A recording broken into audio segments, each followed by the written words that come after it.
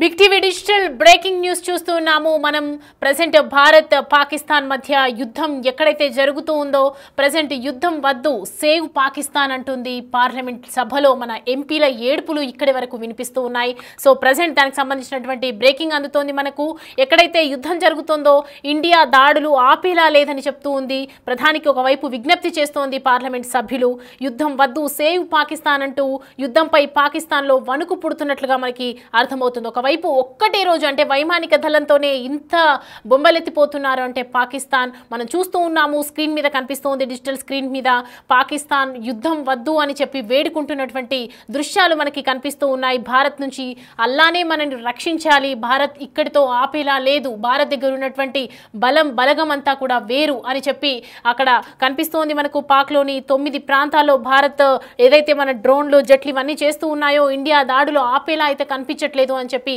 పార్లమెంట్లో సభ్యులందరూ కూడా ఎంపీలు ఏడుపులు కనిపిస్తూ ఉన్నాయి మనకి భారత్ దాడులతో పాక్ ప్రజల్లో భయాందోళన నెలకొంది ప్రజల నుంచి కూడా ప్రభుత్వానికి విన్నవించుకున్నటువంటి వార్తలు అందుతున్నాయి మనకు యుద్ధం వద్దంటూ పాక్ ప్రభుత్వమే ప్రజల నుంచి కూడా ఒత్తిడి వస్తోందన్నట్లుగా కనిపిస్తోంది పాక్ చర్యలను తప్పుపడుతోంది పౌరులు అక్కడ పాకిస్తాన్ పౌరులు భారత్ దాడులకు కనీస ప్రతిఘటన లేదంటూ సోషల్ మీడియాలో పాక్ పౌరుల వీడియోలు నెటిజన్స్ దగ్గర తెగ వైరల్ అవుతూ ఉన్నాయి యుద్ధంపై పాకిస్తాన్లో వణుకు పుడుతున్నట్టుగా కనిపిస్తోంది ప్రజెంట్ అయితే దౌత్యపరంగా ఏకాకి అయిందని చెప్పొచ్చు భారత్ ఆపరేషన్ సింధూర్తో పై చేయి సాధించిందని చెప్పొచ్చు అంటే ఒక్క రోజులోనే ఏదైతే ఒకటే రోజులో జరుగుతున్నటువంటి యుద్ధంతో అక్కడ పాకిస్తాన్ ప్రభుత్వం కావచ్చు పాకిస్తాన్ పౌరులు కావచ్చు అందరూ కూడా భయాందోళనలో ఉన్నారు మనని ఇంకా ఆ అల్లానే కాపాడాలి మన చేతిలో ఏమీ లేకుండా పోయింది అని చెప్పి అంటున్నారు అంటే ఒకవైపు పాకిస్తాన్ పౌరులు కూడా ఈ వార్తలు చెప్తూ ఉన్నారు ఒకవైపు వద్దు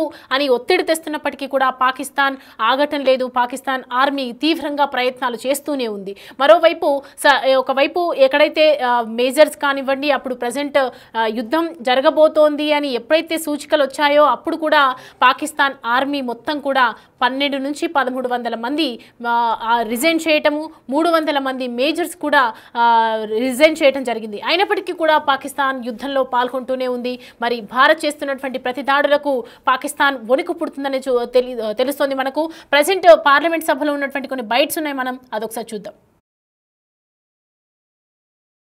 पाक इस मुल्क के हिफाजत फरमाएंगे दुनिया में जहां भी देखें शायद हमारी कमी है हम मजबूर हैं हम गुनाहगार हैं लेकिन रब काबा हम तेरे हबीब के उम्मती है खुदा का वास्ता हमसे रहम का भला फरमा आप चले जाएं उधर फिलिस्तीन भी चले जाएं कश्मीर में चले जाएं जहां भी जाएंगे मुसलमानों के साथ वो ऐसे रो रहा है जो हम सोच भी नहीं सकते हैं तो तू हमें माफ कर दे हम तेरे आगे सर झुकाते हैं माफी मांगते हैं नहीं इसमें दो राय नहीं है मौला कि हम बड़े गुनाहगार हैं लेकिन तेरी रहमत बहुत वसी है तू रहमत का एक जर्रा भी भेजेगा हमारी तरफ तो इंशाल्लाह हमारी कामयाबी होगी और दुआ करते हैं रब काबा कि इस मुल्क की हिफाजत फरा और हमें दुश्मनों पर जो है वो फकीर अता फरमा और हमें उनको सरनगू करने की ताकत अता फरमा मैं दुआ गो हूँ आर्म फोर्सेस के लिए पाकिस्तानियों के लिए कि अल्लाह पाक हम सब की हिफाजत फरमाए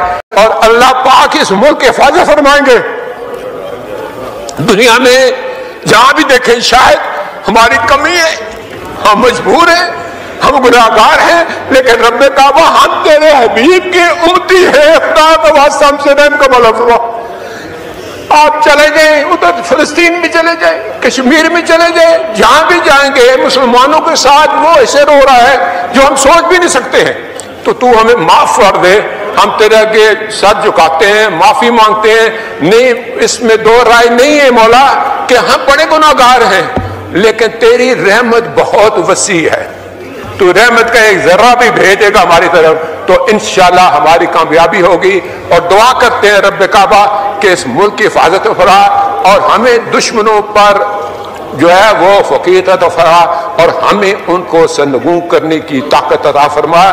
मैं दुआ गो हूँ आर्म फोर्सेस के लिए, पाकिस्तानियों के लिए, कि अल्लाह पाक हम सब की हिफाजत फरमाए और अल्लाह पाक इस मुल्क इस वक्त जो मौजूदा आज की पोजीशन है, मैं उस पर ज़रूर बात करूंगी कि आज इस वक्त 8 शहरों में उन्होंने अपने ड्रोन जो है उनको भेजा है और हमारे जो है उसमें कुछ मिसाइल भी हैं लाहौर में बरकी रोड पे, और ये है कि जहाँ पे हमारी कुछ ऐसी तनसीबात हैं जहाँ पे है उन्होंने उसको निशाना किया और ये टारगेट करके उन्होंने 2 दिन पहले मस्जिदों में भी किया और हमारे मासूम शहरियों को जो शहादत मिली है।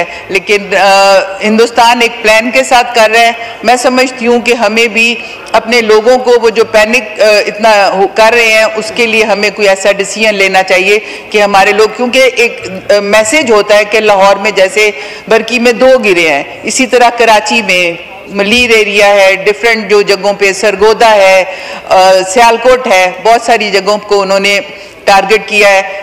इस वक्त जो मौजूदा आज की पोजीशन है, मैं उस पर ज़रूर बात करूंगी कि आज इस वक्त 8 शहरों में उन्होंने अपने ड्रोन जो है उनको भेजा है और हमारे जो है उसमें कुछ मिसाइल भी हैं लाहौर में बरकी रोड पे, और ये है कि जहाँ पे हमारी कुछ ऐसी तनसीबात हैं जहाँ पे है उन्होंने उसको निशाना किया और ये टारगेट करके उन्होंने 2 दिन पहले मस्जिदों में भी किया और हमारे मासूम शहरियों को जो शहादत मिली है।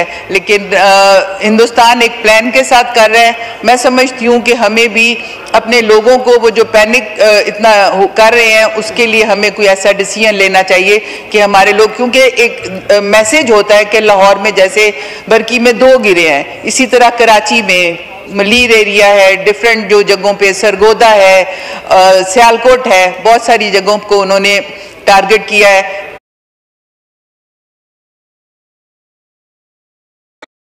రైట్, చూస్తున్నాం కదా, పార్లమెంట్లో సభ్యులు వేడుకుంటూ ఉన్నారు, యుద్ధం ఆపేయండి, యుద్ధం వద్దు, భారత్ ప్రతిఘటనలతో భారత్ని మనం ఎదుర్కోలేము అనే సిచ్యువేషన్లో పడింది ప్రస్తుతం. పాకిస్తాన్లో ఉన్నటువంటి పౌరుల నుంచి కూడా ఒత్తిడి మొదలైంది. అటు పార్లమెంట్ సభ్యులు కూడా మనని అల్లాని రక్షించాలి అంటూ వేడుకుంటున్నట్లుగా మనకి తెలుస్తోంది. భారత్ నుంచి అల్లాని రక్షించాలి అని కన్నీరు మున్నీరైపోతూ ఉన్నారు పార్లమెంట్లో ఉన్నటువంటి సభ్యులు. మరి ఇండియా దాడులు ఆపేలా చూడాలని ప్రధానికి ఒకవైపు విజ్ఞప్తి చేస్తున్నటువంటి నేపథ్యంలో అసలు ఏం జరుగుతుందంటే, ఒకవైపు పాకిస్తాన్ పౌరులు చెప్తూ ఉన్నారు, ప్రభుత్వం చెప్తున్నా కూడా ఆర్మీ వక్రబుద్ధి అయితే మానటం లేదు, భారత్తో దాడికి పాల్పడుతూనే ఉంది. ఒకవైపు విఫలం అవుతున్నా కూడా, డిఫెన్స్ సహాయంతో విఫలం అవుతున్నా కూడా, వారి దాడులకు విఫలం అవుతున్నప్పటికీ కూడా మరి పాకిస్తాన్ ఎందుకు ఇలా ఉంటుందో అనేది తన వక్రబుద్ధి అయితే మార్చుకోవటం లేదు. కశ్మీర్లో అశాంతి సృష్టించేందుకు పహల్గామ్లో పాక్ ఉగ్రవాదులు సృష్టించిన మారణ హోమాన్ని ప్రపంచం మొత్తం చూసింది. కానీ ఇప్పుడు పాక్ కౌంటర్గా భారత్ చేపట్టినటువంటి ఆపరేషన్ సింధూర్ని కూడా గ్లోబ్ మొత్తం గమనిస్తూ ఉంది. 9 ఉగ్రవాద స్థావరాలపై కూడా భారత దళాలు దాడి చేశాక పాక్ వీక్ అయిందని చెప్పొచ్చు. ఎందుకంటే ఇవాళ డ్రోన్లు సహాయంతో చేసినటువంటి దాడులు కూడా మనం చూసాము. ఉక్కిరి బుక్కిరి అయిపోతున్నటువంటి సిచ్యువేషన్. పైగా ప్రపంచ దేశాల మద్దతు కూడా మనకే ఉంది. ఉగ్రవాదం విషయంలో దేశంలో ప్రభుత్వం కూడా దృఢంగా ఉందని చెప్పుకోవచ్చు. అయితే వీటన్నింటికి మించి భారత ప్రజల సపోర్ట్ మనకి బలంగా ఉంది. సరిహద్దులో భారత దళాలు మాత్రమే కాదు, ఇండియా మొత్తం ఉగ్రవాదానికి వ్యతిరేకంగా నిలబడింది. ఉగ్రవాదుల్ని ఏరిపారేయాలి, ఉగ్రవాదాన్ని గోతి తీసి పాతేయాలనే మూడ్లో ప్రజెంట్ అయితే భారతదేశం ఉందనే చెప్పొచ్చు. ఉగ్రవాదాన్ని అంతం చేసేందుకు ఇంతకంటే మంచి టైం లేదనే మనము గుర్తించాలి. అయితే కొడితే ఇప్పుడే బలంగా కొట్టేయాలని చూస్తోంది భారత్. ఒకవైపు అక్కడ కొన్ని పాకిస్తాన్లో మనం చేస్తున్నటువంటి దాడులకి పాకిస్తాన్లో వణికిపోతున్నారు ప్రజలు కూడా. కొంతమంది మాట్లాడినటువంటి బైట్స్ ఉన్నాయి మన దగ్గర, ఒకసారి చూద్దాం. अच्छा जी, अभी सिचुएशन हो गई है, कोई थोड़ा सा पैनिक मच गया and I am still at the Neelum Jhelum power plant and यहाँ से लोगों को जो है ना निकाला जा रहा है और बंकर में डाल रहे हैं. We are going inside a bunker which has been specially created by वापडा. पाकिस्तानी कौम का बहुत बड़ा मसला है. हम इमोशंस में आके ग्राउंड रियलिटीज को भूल जाते हैं. क्यों इस टाइम पाकिस्तान के एयर डिफेंस सिस्टम की क्रेडिबिलिटी पे बात नहीं हो रही. इंडिया बार बार मिसाइल फेंकता है और पाकिस्तान का एयर डिफेंस सिस्टम उसको ट्रैप नहीं कर पाता. ये मॉडर्न एरा है, इसमें आपको एयर डिफेंस सिस्टम पे इन्वेस्ट करना पड़ता है. इंडिया S-400 पे इन्वेस्ट करता है, इसराइल इन्वेस्ट करता है, हर कंट्री इन्वेस्ट करती है एयर डिफेंस सिस्टम पे. ये सियासत पे आके तो ब्रीफिंग दे सकते हैं, 1.5 घंटे की ब्रीफिंग देती है सियासत पे. तो अब ये सवाल इनसे किया जाना चाहिए, ये जायज सवाल है. पाकिस्तान के एयर डिफेंस सिस्टम की क्रेडिबिलिटी क्या है? अब इनसे सवाल पूछा जाना चाहिए। पाकिस्तानी कौम का बहुत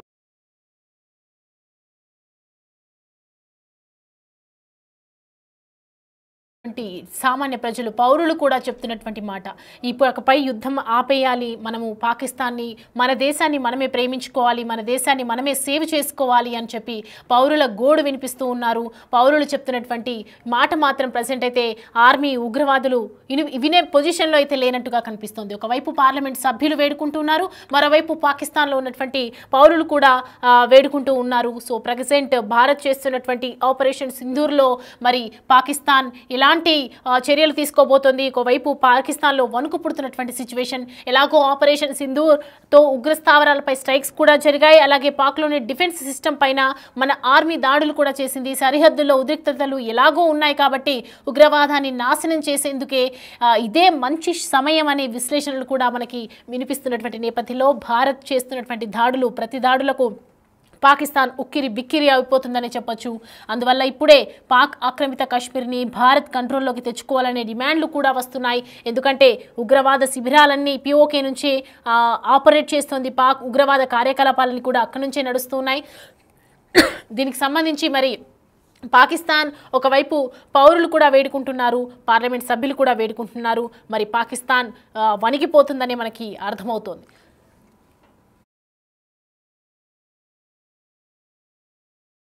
पाक इस मुल्क की हिफाजत फरमाएंगे। दुनिया में जहां भी देखें शायद हमारी कमी है, हम मजबूर हैं, हम गुनाहगार हैं, लेकिन रब काबा हम तेरे हबीब की उम्मती है, खुदा का वास्ता हमसे रहम का भला फरमा। आप चले जाएं, उधर फिलिस्तीन में चले जाएं, कश्मीर में चले जाएं, जहां भी जाएंगे मुसलमानों के साथ वो ऐसे रो रहा है जो हम सोच भी नहीं सकते हैं। तो तू हमें माफ कर दे, हम तेरे आगे सर झुकाते हैं, माफी मांगते हैं। नहीं, इसमें दो राय नहीं है मौला कि हम बड़े गुनाहगार हैं, लेकिन तेरी रहमत बहुत वसी है। तू रहमत का एक जर्रा भी भेजेगा हमारी तरफ तो इंशाल्लाह हमारी कामयाबी होगी।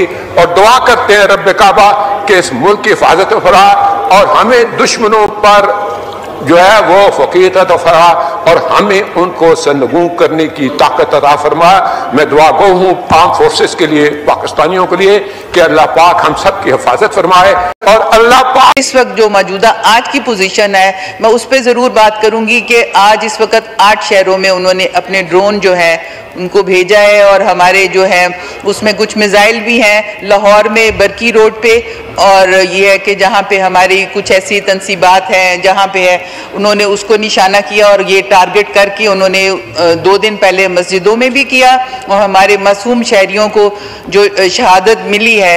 लेकिन हिंदुस्तान एक प्लान के साथ कर रहा है। मैं समझती हूँ कि हमें भी अपने लोगों को वो जो पैनिक इतना कर रहे हैं उसके लिए हमें कोई ऐसा डिसीजन लेना चाहिए कि हमारे लोग, क्योंकि एक मैसेज होता है कि लाहौर में जैसे बरकी में 2 गिरे हैं, इसी तरह कराची में मलीर एरिया है, डिफरेंट जो जगहों पे सरगोदा है, सियालकोट है, बहुत सारी जगहों को उन्होंने टारगेट किया है।